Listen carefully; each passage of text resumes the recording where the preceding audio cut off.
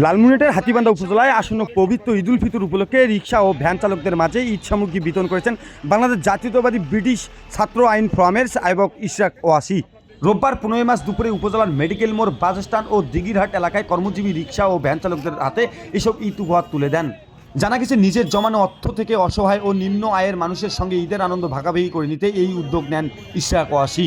ঈদ সামগ্রী পেয়ে রিকশা ও ভ্যান চালকেরা সন্তোষ প্রকাশ করেন এবং এই উদ্যোগকে মানবিক দৃষ্টান্ত হিসেবে উল্লেখ করেন। স্থানীয়রা বলেন, এ ধরনের উদ্যোগ সমাজে সহমর্মিতা ও মানবিক মূল্যবোধকে আরও জোরদার করবেন।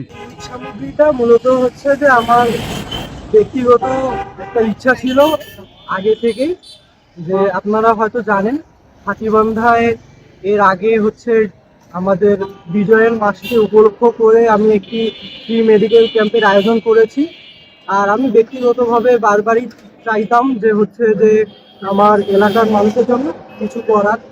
তো আজকের এই ঈদ সামগ্রী বিতরণটা হচ্ছে সবার সাথে হচ্ছে ঈদ আনন্দ ভাগাভাগি করে নেওয়া, এটাই আমার মূল উদ্দেশ্য ছিল। এবং পাশাপাশি হচ্ছে যে আমি আজকে ঈদ সামগ্রী দিয়েছি হচ্ছে আমার এলাকার রিক্সাওয়ালা এবং ভ্যানওয়ালা মামাদেরকে।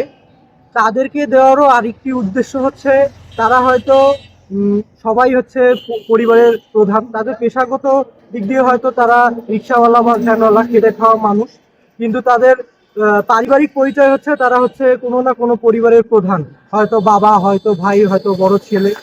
তো তাদের তাদের নিয়ে তো আর সবাই ভাবে না, তাই আমি চাই যে আমি তো একজন ছোট মানুষ, একজন ছাত্র। তো আমি আমার ব্যক্তিগত কিছু সেভিংস থেকে আমি আগে থেকে চাইতাম যে সবার মাঝে আমার যে কোনো কিছু ভাগাভাগি করে নেওয়া, সেটা আনন্দ হোক দুঃখ হোক। তো আমি এই জন্য এই উদ্দেশ্য করেই আজকে সামনে যেহেতু ঈদ উল ফিতর আসছে, তো সকলের মাঝে আমি ঈদ সামগ্রী আজকে বিতরণ করেছি।